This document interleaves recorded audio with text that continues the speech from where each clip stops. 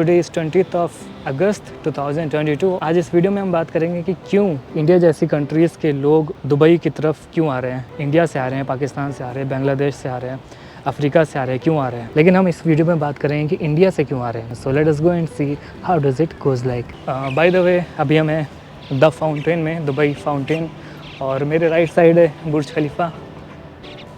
ये रहा बुर्ज खलीफा। और धूप है अभी काफ़ी ज़्यादा, मेरे चेहरे पर देख रहे होंगे रोशनी। कैमरे के लिए अच्छा है, रिकॉर्डिंग के लिए अच्छा है, लेकिन स्किन के लिए बिल्कुल भी अच्छी नहीं है धूप। सो आज इस वीडियो में हम बात करेंगे कि क्यों इंडिया से ज़्यादातर लोग दुबई की तरफ आते हैं।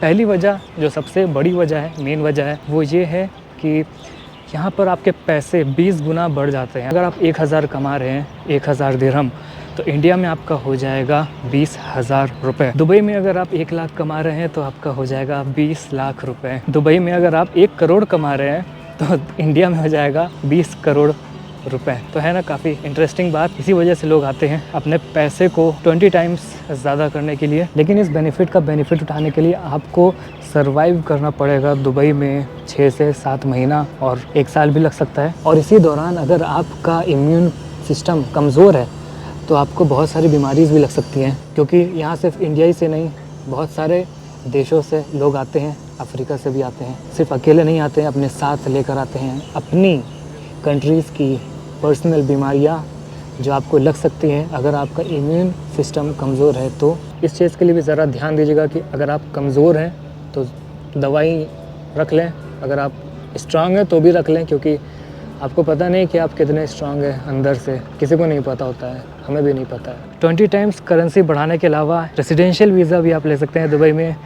उसके लिए आपके पास होना चाहिए बहुत सारा पैसा, ताकि आप दुबई में प्रॉपर्टी ख़रीद सकें और उस प्रॉपर्टी के बल पर वीज़ा प्राप्त कर सकें, जो कि होता है रेसिडेंशियल वीज़ा। और उससे आप दुबई में वो सारे बेनिफिट पा सकेंगे जो एक नॉर्मल रेसिडेंट लिया करता है। जैसे बुर्ज खलीफा के टॉप फ्लोर पे आप बहुत ही सस्ते रेट में जा सकते हैं। तो मेरे ख्याल से दुबई आने की वजह मेन यही थी लोगों की। अब अगर बात करें दुबई की, दुबई को हम अगर कंपेयर करना चाहें किसी इंसान से, तो सबसे अच्छा एग्जाम्पल मेरे हिसाब से होगा माइकल जैक्सन। जिस तरह माइकल जैक्सन नेचुरल से प्योर आर्टिफिशियल बन गया, कलर चेंज कर दिया, नाक पे सर्जरी, चेहरे पर सर्जरी, बॉडी का कलर पूरा चेंज कर दिया, ठीक उसी तरह दुबई भी रेत जो होती है ना, सैंड को चेंज करके बिल्कुल अलग कर दिया। पीछे देखो पानी आ गया, बिल्डिंग हो गई, पेड़ पौधे हो गए और बुर्ज खलीफा भी पैदा हो गया। लेकिन इस बात को भी नहीं भूलना चाहिए कि जिस तरह माइकल जैक्सन का अंत हुआ था काफ़ी जल्दी,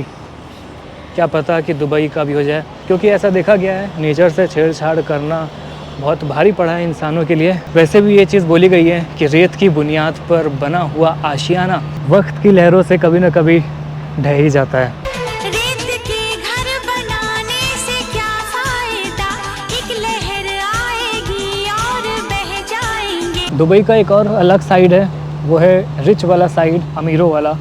और अमीर हमारे इंडिया में भी है, लेकिन दुबई की अमीर थोड़ा अजीब से हैं, डाउन टू अर्थ है, क्योंकि यहाँ पर कोई भी इंसान बहुत ज़्यादा अमीर नहीं हो पाता है। क्योंकि अगर आपके पास आईफोन है, आईफोन 13 मैक्स प्रो है, और आप समझ रहे हैं अपने आप को बहुत ज़्यादा अमीर, तो उसी टाइम आपके बगल से एक आदमी गुजर जाएगा जिसके पास आईफोन 13 मैक्स प्रो होगा, लेकिन वो 24 कैरेट का गोल्ड लगा होगा। So this is the reason कि दुबई में इतना शांति से लोग, हर वर्ग के लोग क्यों रहते हैं, हर कैटेगरी के लोग क्यों रहते हैं, क्योंकि ये अमीर लोग ही हैं जो हर जगह परेशान करते हैं, जिनको किसी भी चीज़ में कोई भी कमी नहीं चाहिए होती है। इंडिया जैसी कंट्री से दुबई में आने का एक और रीज़न भी है कि आपको एक बहुत ही अल्ट्रा हाई क्लास की सोसाइटी मिलेगी, लिविंग स्टैंडर्ड मिलेगा। क्योंकि भले ही आप उस चीज़ को अफोर्ड नहीं कर सकते, लेकिन आप उस चीज़ को फील कर सकते हैं, देख सकते हैं और उस चीज़ का एक एक्सपीरियंस ले सकते हैं। जैसे एग्जांपल में अगर हम बताएं, बुर्ज खलीफा में अगर आप रह नहीं सकते हैं तो आप उसमें